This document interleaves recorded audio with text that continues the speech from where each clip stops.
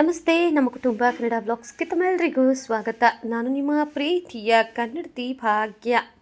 Friends, ಎಲ್ಲರೂ ಹೇಗಿದ್ದೀರಾ? ಎಲ್ಲರೂ ಹೋಪ್ ಚೆನ್ನಾಗಿದ್ದೀರಾ ಅಂತ ಹೇಳಿ ಭಾವಿಸ್ತಾ ಇವತ್ತಿನ ವೀಡಿಯೋನ ಶುರು ಮಾಡ್ತಾ ಇದ್ದೀನಿ.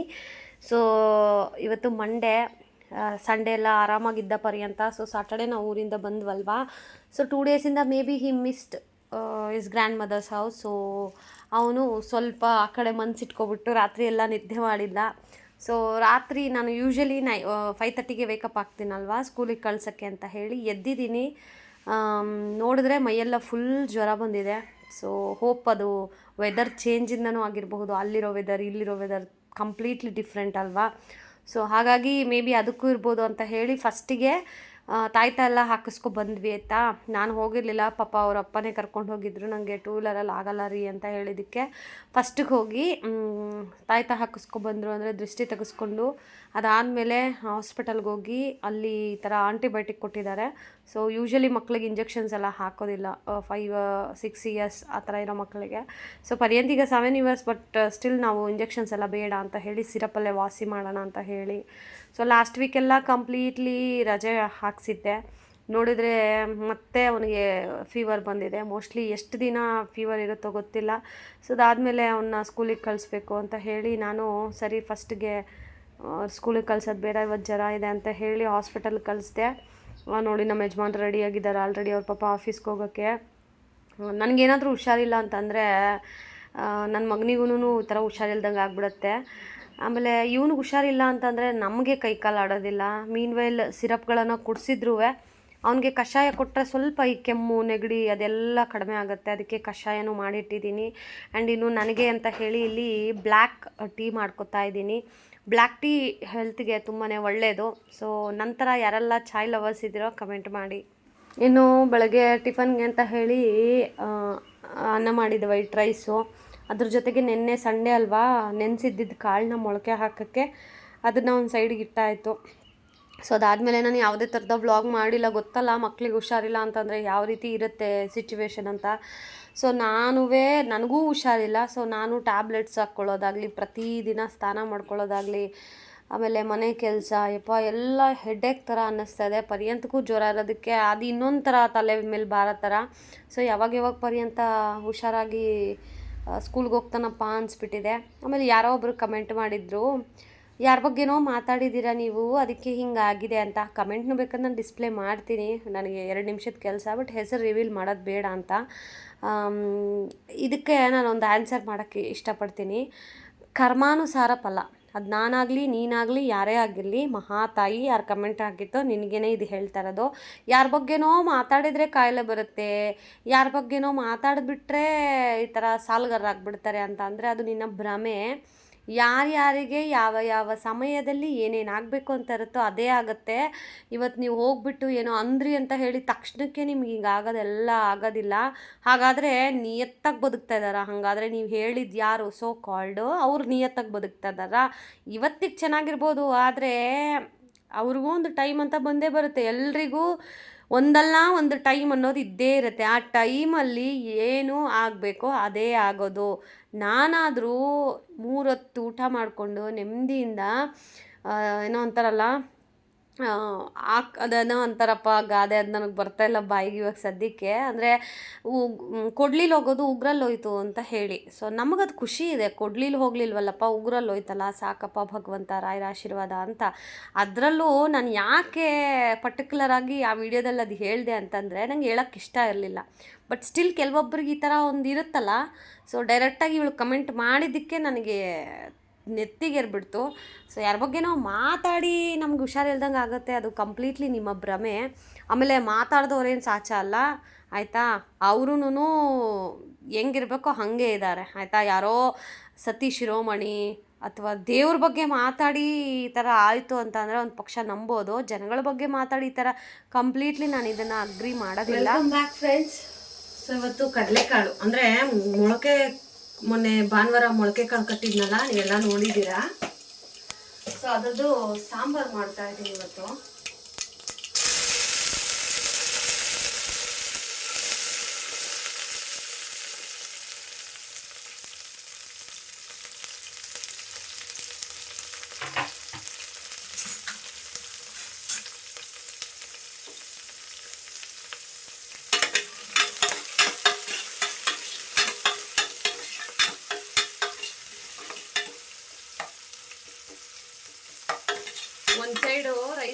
ಹಾಕ್ತೀನಿ.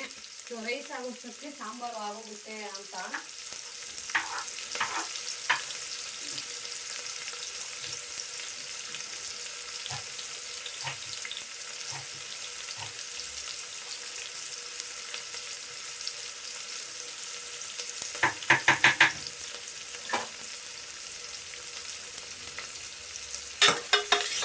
ಸೊ ಇದು ಸ್ವಲ್ಪ ಕಲರ್ ಚೇಂಜ್ ಆಗೋವರೆಗೂ ಫ್ರೈ ಮಾಡ್ಕೊಳ್ಳೋಣ.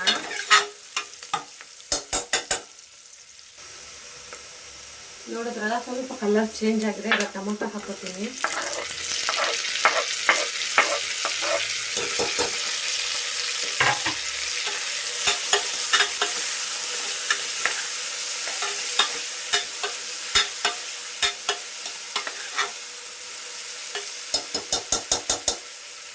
ಟೊಮೊಟೊನು ಸ್ವಲ್ಪ ಸಾಫ್ಟ್ ಆಗಿದೆ. ಈಗ ಟೊಮೊಟೊನು ಸಾಫ್ಟ್ ಆಗಿದೆ. ಈಗ ನಾನು ಭಾನುವಾರ ಮೊಳಕೆ ಕಟ್ಟಿರೋ ಕಾಳುಗಳನ್ನು ಹಾಕೋತೀನಿ.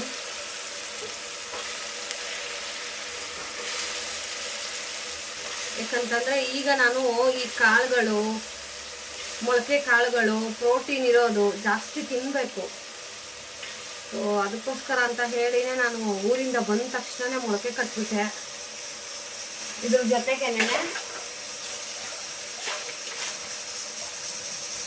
ನೋಡಿ ಆ ಕಡೆ ರೈಸ್ಗೆ ಇಟ್ಟಿದ್ದೀನಿ, ಅದು ವಿಜಿಲ್ ಬರ್ತಾ ಇದೆ.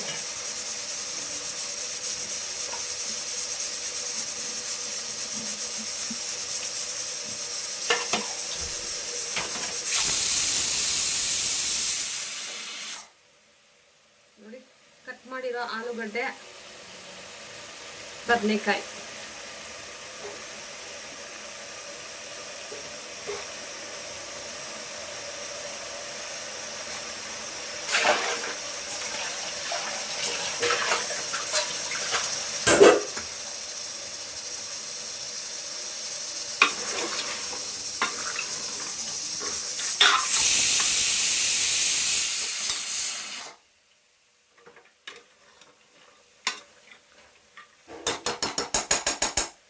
ಒಂದು 2 ನಿಮಿಷ ಅದು ಫ್ರೈ ಆಗಲಿ.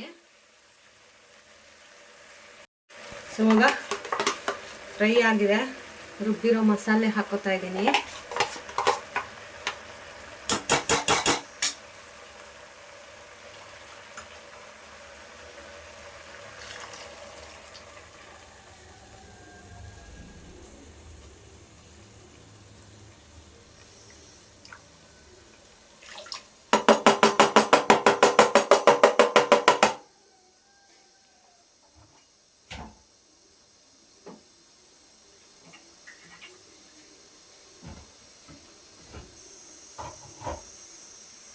ಇನ್ನು ಒಂಚೂರು ನೀರು, ಅಂದರೆ ಸಾಂಬಾರಿಗೆ ಎಷ್ಟು ಬೇಕೋ ಅಷ್ಟು ನೀರನ್ನು ಒಂದೇ ಸತಿ ಹಾಕ್ಬಿಡ್ತೀನಿ. ಹಾಕ್ಬಿಟ್ಟು ಈಗ ಒಂದು ಕುದಿ ಬರಬೇಕು.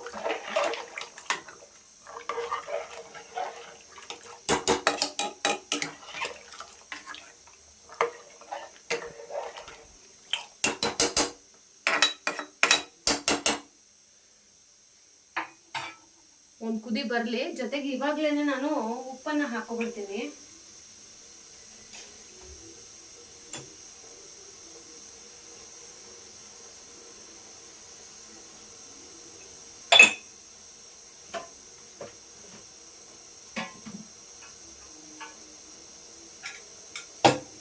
ಬಾ, ಎಷ್ಟು ದಿನ ಆಯ್ತು ಈ ಥರ ನಿಮಗೆ ರೆಸಿಪಿ ಶೇರ್ ಮಾಡಿ. ಸ್ವಲ್ಪ ಧನಿಯಾ ಪುಡಿ,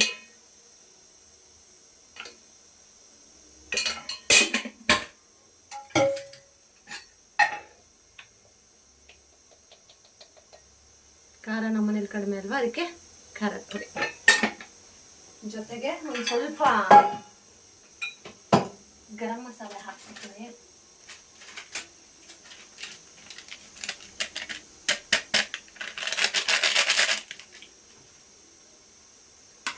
ಸೊ ಇವಾಗ ಇದು ಕುದಿ ಬರಲಿ. ಕುದಿ ಬಂದಮೇಲೆ ಉಪ್ಪು ಖಾರ ನೋಡಿಕೊಂಡು ವಿಜಿಲ್ಗೆ ಹಾಕ್ಬಿಡೋದು ಅಷ್ಟೇ. ವಿಜಿಲ್ಗೆ ಹಾಕಿದ್ರು 2 ವಿಜಿಲು, ಯಾಕಂದರೆ ಮೊಳಕೆ ಕಾಳು ಬೇಗ ಬೆಂದ್ಬಿಡುತ್ತೆ ಅದಕ್ಕೆ. ಓಕೆನಾ? ಸೊ ಇಷ್ಟೇ.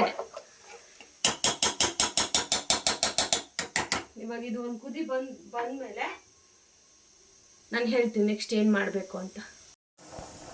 ಸೊ ಈಗ ಸಾಂಬಾರು ಕುದಿ ಬರ್ತಾರದು ನಿಮಗೆ ಗೊತ್ತಾಗ್ತಾ ಇದೆ ಅಂತ ಅನ್ಕೋತೀನಿ. ಕೊನೆಯದಾಗಿ ಕೊತ್ತಂಬರಿ ಸೊಪ್ಪು ಹಾಕ್ಬಿಟ್ಟು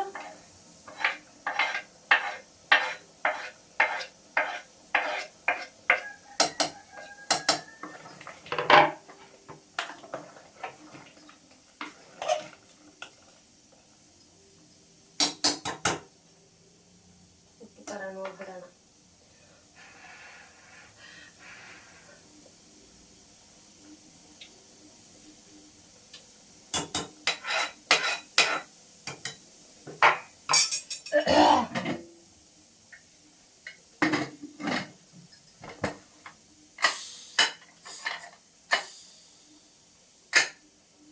ಆಗ್ಲೇ ಹೇಳನಲ್ವಾ, 2 ವಿಸಿಲ್ ಬಂದ್ರೆ ನಮ್ಮ ಸಾಂಬಾರ್ ರೆಡಿ ಆಗತ್ತೆ. ಸೊ ಗೈಸ್, ನೋಡಿದ್ರಲ್ಲ ಸಾಂಬಾರ್ ರೆಸಿಪಿ. ಖಂಡಿತವಾಗ್ಲೂ ಟ್ರೈ ಮಾಡಿ, ತುಂಬಾ ಚೆನ್ನಾಗಾಗುತ್ತೆ. ಆ್ಯಂಡ್ ಯಾರೆಲ್ಲ ಇನ್ನೂ ಸಬ್ಸ್ಕ್ರೈಬ್ ಆಗದೆ ವಿಡಿಯೋ ನೋಡ್ತಾ ಇದ್ದೀರೋ, ಸಬ್ಸ್ಕ್ರೈಬ್ ಆಗಿ ವೀಡಿಯೋಸನ್ನು ನೋಡಿ.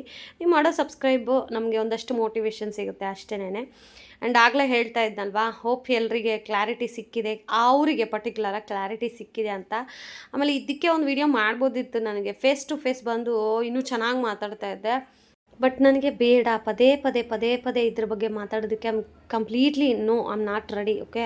ಆಮೇಲೆ ಕಮೆಂಟ್ ಮಾಡಿದ್ರೆ ಎಲ್ಲದಕ್ಕೂ ವೀಡಿಯೋಗಳು ಮಾಡ್ತೀರಾ ಅಕ್ಕ ನೀವು ಅಂತ, ಅದಕ್ಕೂ ಕೆಲವೊಬ್ಬರು ಕಮೆಂಟ್ ಮಾಡ್ತಾರೆ. ಇಂಥವ್ರಿಗೆಲ್ಲ ಏನು ಹೇಳೋದು ಹೇಳಿ? ಯಾರ ಬಗ್ಗೆನೋ ಮಾತಾಡಿದರೆ ಹೀಗೆಲ್ಲ ಆಗುತ್ತೆ ಅಂತ ನೀವು ನಂಬ್ತೀರಾ ಗೈಸ್? ನಾನಂತೂ ನಂಬೋದಿಲ್ಲ. ಇವಾಗ ನಮಗೆ ಕೊಡ್ಲಿಲ್ಲಿ ಹೋಗೋದು ಊರಲ್ಲಿ ಹೋಗಿದೆ, ನಿಮಗೆ ಗೊತ್ತಾ ಅಲ್ಲಿ ಏನು ನಡೆದಿದೆ ಏನು ನಡೆದಿಲ್ಲ ಅನ್ನೋದು ಗೊತ್ತಿಲ್ಲದೆ ಬಾಯಿಗೆ ಬಂದಾಗ ಮಾತಾಡಬಾರ್ದು. ಸೊ ಇದು ನನಗೆ ಒಂದು 3-4 ಇಯರ್ಸಿಂದ ಇರುವಂತಹ ಪ್ರಾಬ್ಲಮ್. ಅದಕ್ಕೆ ಇವತ್ತು ಒಂದು ಪರ್ಮನೆಂಟ್ ಸೊಲ್ಯೂಷನನ್ನು ಮಾಡ್ಕೊಂಡಿದ್ದೀನಿ. ನಾನು ರೀಸೆಂಟಾಗಿ ಮಾಡಿರೋ ವೀಡಿಯೋ ಅದು, ಅದಕ್ಕೂ ಇದಕ್ಕೂ ಸಂಬಂಧನೇ ಇಲ್ಲ.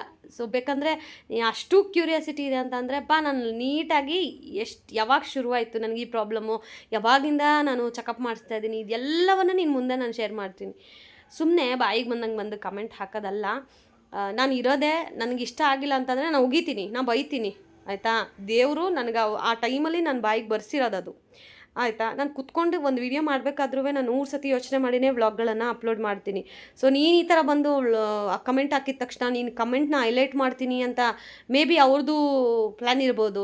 ನಾನು ಈ ಥರ ಕಮೆಂಟ್ ಮಾಡಿದ್ರೆ ನಾನು ಹೈಲೈಟ್ ಮಾಡಿ ವಿಡಿಯೋ ಮಾಡ್ತಾರೆ ಅಂತ. ಬಟ್ ನೀವು ಏನು ಅನ್ಕೋತಿರಲ್ಲ, ಅದ್ರ ಆಪೋಸಿಟೇ, ಡೆಡ್ ಆಪೋಸಿಟೇ ನಾನು ವ್ಲಾಗ್ಗಳನ್ನು ಅಪ್ಲೋಡ್ ಮಾಡ್ತೀನಿ. ಓಕೆ. ಎಕ್ಸ್ಪೆಷಲಿ ಈ ನೆಗೆಟಿವ್ ಹೇಟರ್ಸ್ಗೆ ನಿಮಗೆಲ್ಲ ಇದೇ ಥರ ಕೊಟ್ರೇ ನಿಮಗೆ ಬುದ್ಧಿ ಬರೋದು, ಇಲ್ಲ ಅಂತಂದರೆ ಬುದ್ಧಿ ಬರಲ್ಲ. ಸೊ ಅದೆಲ್ಲ ಸೈಡಿಗೆ ಬಿಟ್ಟಾಕೋಣ, ನನಗೆ ಅದ್ರ ಬಗ್ಗೆ ಇನ್ನೂ ಮಾತಾಡೋಕ್ಕೆ ಇಷ್ಟ ಇಲ್ಲ. ನೋಡಿ, ಸಾಯಂಕಾಲ ಆಯಿತು ಅಂತಂದರೆ ಟೀ ಕಾಫಿ ಇರಲೇಬೇಕು. ಆಮೇಲೆ ಇವತ್ತು ಮಂಗಳವಾರ ಅವ್ರ ಮೇಡಮ್ಮು ಪರ್ಯಂತ 1 ವೀಕಿಂದ ಬರಲಿಲ್ಲ, ಹೇಗಿದ್ದಾನೆ ಅಂತ ಹೇಳಿ ಕ್ಲಾಸ್ ಟೀಚರ್ ಕಾಲ್ ಮಾಡಿ ವಿಚಾರಿಸ್ಕೊಂಡು, ಅದಾದಮೇಲೆ ಮ್ಯಾಮ್ ಇವತ್ತು ಸೈನ್ಸ್ ಹೋಮ್ವರ್ಕ್ ಇದೆ ಆದರೆ ಬರ್ಸಿ ಅಂತ ಹೇಳಿದ್ರು. ಸರಿ, ಅವನಿಗೂ ಸ್ವಲ್ಪ ಬ್ಯುಸಿ ಆದರೆ he will be more active ಅಲ್ವಾ?